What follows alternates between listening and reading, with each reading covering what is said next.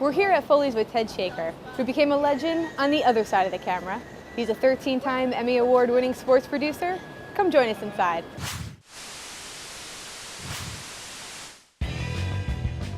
It's Be Your Own Fan TV with your host, Tyler Taminia, sponsored by M-Style Marketing.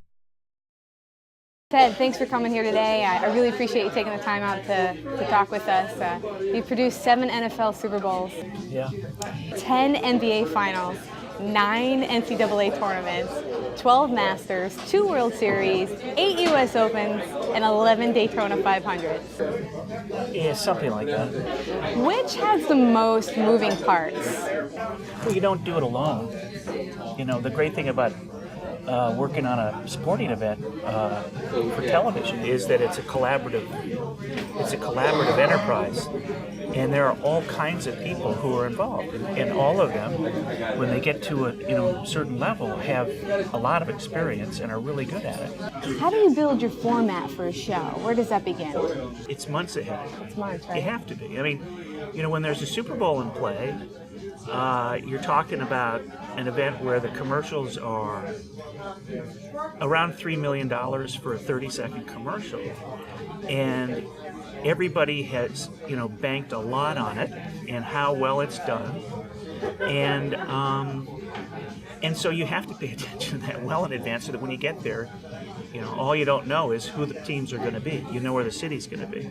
The interesting job, one of the interesting jobs is when doing like the NBA playoffs and finals. The NBA, you don't know who's going to be there, and you don't know where it's going to be. So we literally had to, as the different playoff series would progress to the finals, we would have to put television trucks and crews in different cities anticipating where the next series may begin, because one may end on Friday night and then Sunday afternoon begin again with the next series, but where is it going to be? So it was this kind of logistical nightmare, but again, because we had such a professional group, we were able to do it, and over time we were able to minimize the problems or the mistakes because we had already committed them all, in previous seasons. Yeah, you spoke about the Super Bowl commercials, and recently they just made an announcement that they were going down. Yes. What are your thoughts on that? Well, it's just kind of reflecting the times. Yeah. You've got that happening. Also, you have the Winter Olympics is going to lose, a couple $100 million for NBC in February. That's kind of reflects the times. Why do fans watch these games? Is it personalities, or is it part competitiveness? One of the things I always thought was funny about sports television was the number of people that thought people were tuning in. Yeah. To see them as opposed to watch the game, yeah. which is a big mistake. Yeah. It's a big mistake because they're tuning in for the game. People can hold them in. John Madden is probably the best at that I've ever seen, where he could. It was when the game was going south, and it was his team.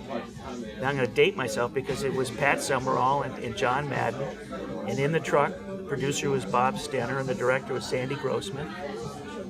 The four of them were at their best when the game went south, and that's when they really earned their money, because their goal was to try to make it as entertaining and interesting as possible, even though the game is long gone.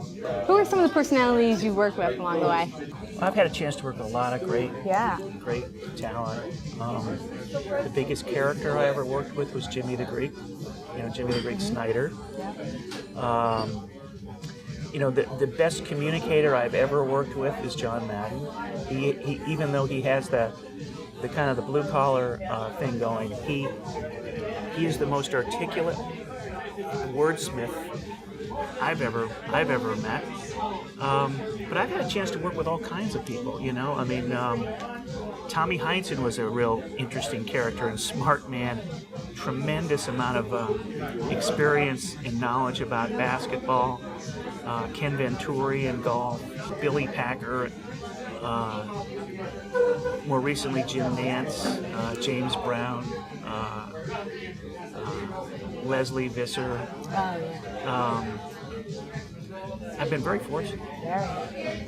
I'm leaving out literally scores of names. But give me a highlight. One that really, when you reflect back, you think, wow, that was a great moment. The NBA was not doing so well. Yeah. And David Stern had just taken over as the commissioner. I had just become executive producer at CBS Sports. We ended up doing this conversation, about what are we going to do in the event that we get something good, and we all kind of worked on trying to prepare for that. And lo and behold, in the playoffs that year, the two teams that made it to the finals were the Lakers and the Celtics. It was Larry Bird, and it was Magic Johnson, and Kareem Abdul-Jabbar, and Robert Parrish. We got to the seventh game, and it goes down to the fourth quarter, and it ends up, the Celtics win, and the edge of the court was absolutely lined with people. Everybody had come down right to the edge of the court. So as they counted down, they all came out on the floor in this kind of mass of humanity. And then later that night in Boston, it was just like an amazing place to be. Is this always what you wanted to do? Like growing up, did you say, I'm going to be a 13-time Emmy Award-winning sports producer? No, I didn't. I mean, what I did know is I wanted to do something for an audience. Yeah. That's what I always wanted to do, for an audience. Now, that could be television, stage, it could be film, it could be radio. I've had a chance to work in all those different things, but I always knew it would be for an audience. In fact, my first production job was at CBS News, and found that to be kind of restrictive. There were a lot of guidelines on what you could do on guidelines on top of guidelines. And so it was a question, if you're going to go to the West Coast, it's going to be entertainment. If you stay in New York, it's sports or news. So I kept knocking at the door and finally got into CBS Sports. I'm not a fanatic. Yeah. I love to watch how people put things together. The creative process is so fabulous. And in TV, it's so great, as I said earlier, because it's a collaborative. Everybody contributes to it, for good or for bad, I got to talk about American Idol. It debuts tonight. What were your thoughts on the whole Fox-Time Warner dispute? It's pretty interesting. You've got that going on. You got Scripps Howard against Cablevision. Yeah. With the Food Network and HGTV. The Tennis Channel is suing Comcast. I mean, everybody's fighting for their piece of the pie. I find it all fascinating. The bottom line is, though, and that is that we are going to pay for it in the final analysis. It's going to be passed along to us. So now it's time for a Be Your Own Fan moment. What was your favorite childhood experience? I remember being the Giants used to play at Yankee Stadium before there was a Giants Stadium. And in 1963, they played a championship game against the Green Bay Packers, I think. It was the coldest game that had ever been played to that point. That was then eclipsed later by the old Ice Bowl in Green Bay. But I remember sitting in the bleachers with my father at that game, trying to kind of take it in, and that's one of my more memorable moments. Trying to get an idea of what that was like. See all these people in the stands just going nuts, as well as freezing, and watching the players on the field, Frank Gifford, guys like that. It was pretty cool. Oh, great. Well, thanks for taking the time out to do this. It's fine. My pleasure. It was great. My pleasure.